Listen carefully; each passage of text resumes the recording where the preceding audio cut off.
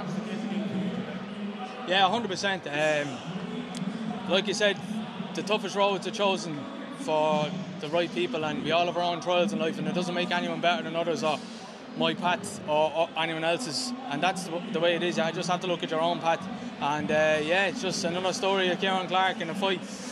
Come back from a bit of adversity, even though I was controlling the fight, of course, and stuff, but yeah, just like that, just getting caught. And to be honest, like, it is great because yeah, I think it shows character, you know what I mean, and it shows I can come back from those fights, and the reason being is because of my faith, you know what I mean, and obviously down to me training as well in SPG Ireland and stuff, but just I always have faith in the Lord and myself to get. And here, lads, one thing you have to mention, I'm 7-0 in this arena in the highest circumstances of the sport, in his hometown for 7 times. In the treatment I sold out, or how many it is, selling every time. People that matter to me that come, and I was able to get the win, and again coming through adversity. So thanks be to God.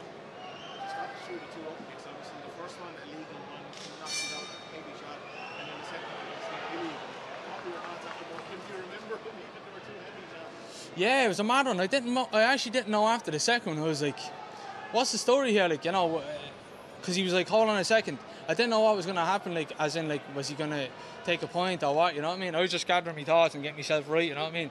And I thought, like, I was just staying calm. I was like, he might come out rushing or, but, like, to be honest, I knew he couldn't close the distance too fast to me anyway, because I knew he didn't want that, you know what I mean? And I surprised him by coming out southpaw. I know I took him off guard a little bit. And, yeah, it's just like that. It shows your character coming through adversity, like times like that, and that's the type of man I want to be. You know, like say Charlie Ward there, and you know, and again like that, I wouldn't be able to through the strength of the Lord, you know, and my support, you know.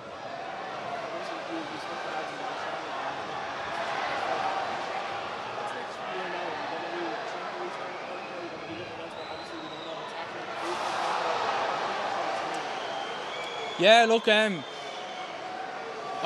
gathered a little bit of your question there, Sean, but yeah, no, what's next? I'm not sure. I'm gonna, you know, gather myself, and to be honest with you, lads, I'm actually, I'm really motivated to, not that, you know, obviously this is such a big high and then you come down, but I'm actually really motivated for the future. I'm really excited because working with a nutritionist, Tristan Kennedy now, and changed everything for me. I genuinely feel like a different, I feel like a different man, you know what I mean? I'm eating more than I was at featherweight, believe it or not, and I was a small featherweight. I felt like, you know, and like it's just like changing everything for me. Just I felt like the perfect blend of like Rocky and Ivan Drago, you know what I mean? You know, that kind of like, I was getting me blood work done, me, you know, DEXA scans, getting me body fat on. Everything was in order, getting me the right nutrition down and fueling my body properly, and just learning loads about myself. And as an athlete, even, you know what I mean, that I'm more of a, you know, I'd be well suited to a 5-rounder, and then you might look at Conor McGregor, or you know that he's that explosive guy, you know what I mean? So I learned a lot about myself, and really excited for the future. Who knows what it holds, but just happy to get the win and get back here in the gym, you know. Is this possibly the best time, or the best position you could possibly be in, heading into free agency potentially? Yeah, look, it definitely is, you know. I did say that I would love to have the conversations with you after, and it is a great conversation. Lads, I'm going to be honest, nobody knows what's going on next. All here say, you know, all I know is I signed a contract in 2021 for 2 years. It's 2 years now in November. I don't know what way it's going to work. I haven't a clue. All I can say is I'm so happy to get these opportunities in 3 arenas for Bellator, and they've been so good to me. You know, I've been decided losers, for God's sake. You know what I mean? On main cards of world champions, Olympians. You know, just goes to show what he taught me. And look, to be honest, I wouldn't be here as well from my team, John Cavan, my coach, you know, my support from Drogheda, my family, my girlfriend, Lauren, everybody, you know, that's why I'm here, you know. This one didn't get to happen at bantamweight, it was 140. Were you disappointed when you actually tested the weight cut down to 135? Yeah, no, definitely, because, you know, you want to make the weight, you know what I mean? You want to make it, and I was really surprised how well, I'm not joking, lads. Tristan Kennedy, that man has seriously changed my life. I'm not joking. Like, it's unbelievable, the energy and the way how I was doing it so wrong, you know what I mean? I was like I was just killing myself, like miserable. And like, you know, he just changed everything for me, you know what I mean? I'm really, really dialed in now, and everything's coming together, and thank you to him, honestly. The weight cut was easy, felt great in there. I could barely break a sweat up there. That's how great I felt. My heart rate was as low as 35 beats, you know what I mean? Like, great shape, and really looking forward to the future, you know? Before this fight, you were training in Cannes. I just want to know, after being there and training over in France, how important was that for your, how important was that for this fight? I guess what did you take from that? What did I take from that? First of all, again, just seeing, you know, what a top, the elite of the elite, how he operates in Conor. And I'm just want to say thanks very much for him for essentially letting me be around him in his life, and you know, being a part of that training camp for the 2 weeks, and learn loads off him. And Conor's one of our own, you know what I mean? And you know what I love about him?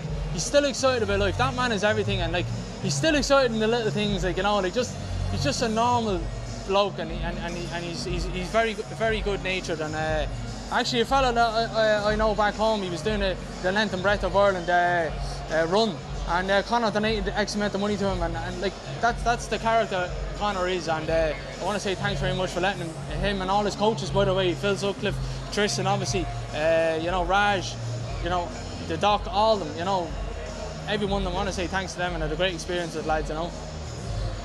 Ciaran, have you given any thoughts to giving a wrestling seminar in Dagestan? Do you know what? Oh yeah, there was a point where I kept getting this sequence in the gym, and it was actually it was over in Cannes O'Connor, and I was getting everyone with the sequence, and it was actually where Khabib got Conor with the little kind of off balance foot trip, and he started laughing. He's like, Dagestani, and it was a bit of a joke, like, but I didn't get him. But I tried in the fight there, but I realised, hold on, we're so used to an SBG going for a second, third, fourth sequences. When we get in there, these lads, I'm going to be second already, because I feel that they're good. And I was like, hold on, I just sat them down every time, whereas you wouldn't get that in the gym. I have to go to my second or third sequence, and I went for the second one already, and I was like, why am I doing that? The first one's on already. So yeah, like that. I was glad to show that off. But again, I feel genuinely, the better the opponent, the more I shine. Honestly, I really do. I feel the better the opponent, the more I shine. And yeah, like that. And you know, excited going forward to make the 135 and that again. And it felt great, you know. What are some of the things that make you fall in love with the sport more and more as you go? Say that again, sorry. What are some of the things that make you fall in love with the sport more and more as you go? The little things, the day-to-day small achievements, the day-to-day failures. You know, because I heard something before, and I forget who said it, but you don't live and die in the mat, you know, and because if you do, you're going to be miserable, you know, you're not enjoying it. And it's funny because I know I was talking to a few people, and it's like, do you know, some of the sacrifices and the hard training and all of that is hard to people. I don't even find that hard, because I love it. Does that make sense, you know? So the love of it's still there, and I'm just so grateful that I found my passion in life, and all of these things, different networking and everything, you know. It's just, I'm blessed, really, you know. To what degree does your faith kind of play into that? Oh man, look, again, a lot of the time it falls in deaf ears, and you know, and look, it's everything to me, you know what I mean? Because at the end of the day, I looked at, like, when you put it in perspective, like, you know, Monday morning, usually come back to the job, and you know, what matters is actually the win to me, you know. So, and you go to the gym Monday morning, the boys are preparing for Clan Wars next week, and it's just like, well done, Ciaran, fist bump, save a lot, won. You go home and draw it, you're just like, yeah, you won the fight. You lose, it's like your funeral. Go back to the gym, it's like, well done, man. They all know how good I am, I know, you know. So it's just, you have to take it for what it is. It's a sport, and don't get me wrong, it is my life, but it's after the sport, it's going to be the next guy coming up, the next, you know. So that's the way it is, you know. Thanks, man. Congratulations on another fantastic win. Still undefeated, still riding a massive winning streak here in Bellator. Did you foresee any differences up to this point in your career, or is this how you imagined it up to this point? Yeah, can I just say, actually, you just need to sort this one out. This mic's better, yeah. Look, lads, I'm living testament to Jesus Christ. And boys, look at the pack, look at the lads will tell you that's been following me since amateur. I'm sure that they wouldn't have thought I'd be 8-0. You know what I mean? Like, but I had the faith in myself and the faith in Jesus. You know what I mean? And I kept going. That's. Do you know what's funny? Because this sport and being a Catholic actually coincides in the sense that, you know, you have to pick up a cross, and each failure you have to embrace it, and that's what I do. You know what I mean? And it's like, you know, it's it's sacrificing, and at the end it's triumph, and that's what it is for me. You know what I mean? And who knows what's next? And all I know is my mentality is I'm 0-0, and I'm not undefeated because I've lost many times at amateurs. You know, 24 amateur fights and lost many times, and fought the best of the best. Look at my record, lads. Look at that record. Graham asked me the other day, you know, maybe if, just for argument's sake, devil's advocate here, if UFC was next, whatever. I'm not saying that he was asking that was the question, but look at all the lads I've jumped in and the recent losses. I've had 24 amateur fights, lads. I'm fighting since 2011. You know, that's a pressure cooker in there. Those performances, when I go abroad and fight, it feels like I'm not, it's a spar, it's a heavy spar or something, you know. And that has to stand to me, getting those 7 wins in them arenas. First big event in Paris, in Bellator, 8-0 in Bellator.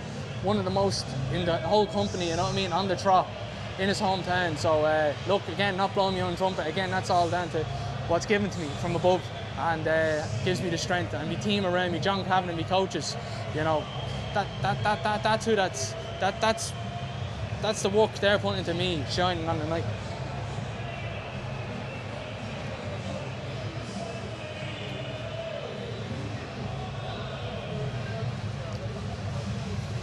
Sound boys, eh? Thanks, mate.